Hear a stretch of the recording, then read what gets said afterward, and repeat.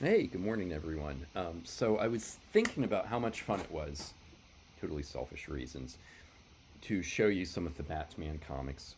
Just kind of, it's been a long time since I was able to dig through my box and just show people comics I loved. So I figured every day I would kind of sit here and pull out a few of the issues that I really, really dig. Um, and I think I'll start with the first like big comic book I ever bought. I still have like my price, my value on masking tape. Um, I didn't realize I did this, but I saved the news clipping from the Times Dispatch. This is not an acid-free board, so I should pull it out. I'm usually not like a board and bag guy, by the way. Man, what was I thinking? Such a savage as a kid. I was 12. Cut me some slack. So this issue is the actual death of Jason Todd. Um, I'm going to talk about this a little bit, but um, Denny Denny O'Neil hated Jason. He hated Robin in general, but Jason was the second Robin. So there are two versions of Jason. There's one before a 1986 reboot, who was kind of like a Dick Grayson ripoff. Basically, he was an acrobat. His parents were killed. Yeah, you know.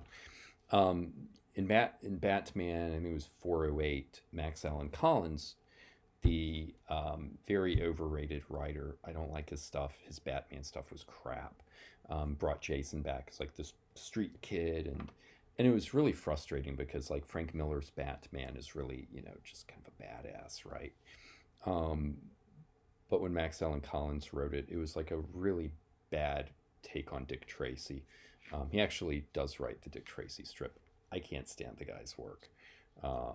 He also, I'm going to get into that, but I haven't met him, but I've seen him interacting in public enough, and I ain't impressed. So, anyways, death in the family.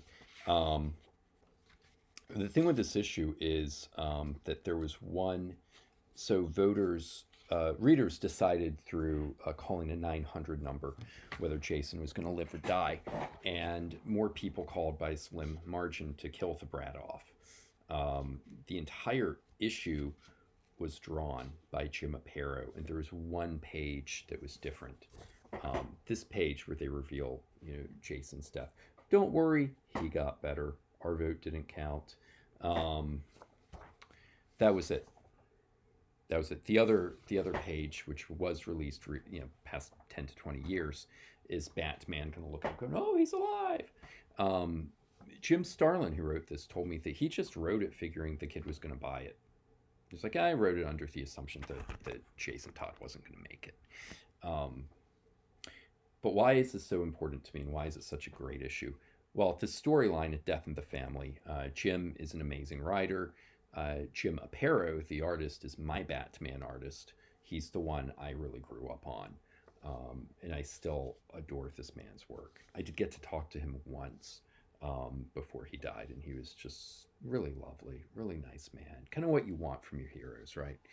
Covers by Mike Mignola, later of Hellboy fame. And the whole series has this really striking design. There's the kind of the black ribbon with the kind of a little summary of, or like I should say, a teaser. The Batman was too late, and now Robin lies in rubble, still silent, shattered. Can he possibly be alive? Great issue. I highly recommend you guys read it. Um, my mom had to go visit her family in Maine. And we grew up in Farmville, an hour and a half from here. And Dad and I and my little sister, we saw her off at the airport, and there were actually tears. It's the first time I ever remember crying at someone going away. Um, and she'd had some health issues, and it was all stress. She went away for a vacation, and Dad took me by Richmond Comics, and I'd seen ads. I decided to pick it up. I might have asked him specifically if I could go and get this, and it made national news. This is the Winworth special correspondent Readers pay price for killing Robin. Wow. 3 months ago, you could have strolled into your local convenience store and bought a copy for 75 cents. 75 cents! That's all I had to pay for comics. I miss it. Today, that same issue commands up to $50. Holy investment potential. All right. This is something I'm going to warn you about when you read news articles from the 80s and the 90s. They still do the biff bam pow. Comics aren't for kids anymore. 20 years old. The TV show was 20 years old at that point. They're still doing that. Yeah, you know what? I'm going to get very angry if I read this because I hate bad writing about comics.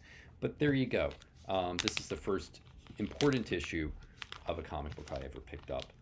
This is big. And what was so exciting about it was we did not have the internet back then. So you would pick up a comic and not know what's been going on. I came in thinking this was going to be Dick Grayson. Because I didn't even know about Nightwing. No one knew about Nightwing unless you read comics regularly. He wasn't in any media. There was no media. Not until the '89 movie. The issues leading up to this were pretty good.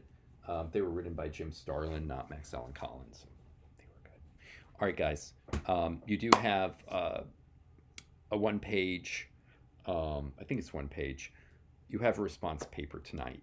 So that is due by tomorrow. If you have any questions, I'm going to follow this up with an email, but if you have any questions about the format or anything, let me know.